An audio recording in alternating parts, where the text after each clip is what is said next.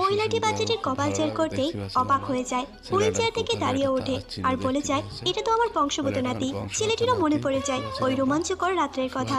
তখনই বাচ্চাটিকে জিজ্ঞেস করে, তোমার মা কোথায়?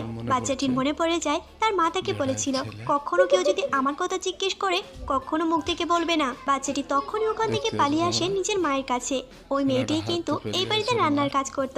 এইদিকে মহিলা সিদ্ধান্ত নেয়, যতদিন পর্যন্ত তার নাতি আর পুত্রবধূকে খুঁজে পাওয়া যাবে না সে কিছুই খাবে না। বাড়িতে উপস্থিত ছিল ম্যানেজার। বিভিন্ন রেস্টুরেন্ট থেকে খাবার অর্ডার দেয়, কারণ সে নিজে চায় মহিলাটিকে খাবার দিয়ে খুশি করে এই বাড়ির পুত্রবধূ হতে।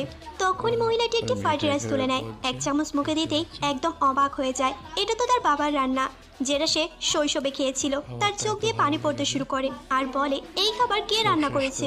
তখনই সামনে আসে ওই মেয়েটি। মহিলাটি গন্ধের সঙ্গে বুঝে যায় তার ঝোলায় রয়েছে অসাধারণ কিছু খাবার। মেয়েটি দ্রুত তাকে বের করে দেয়। নিজের কিছু বলবে তার আগেই পাটি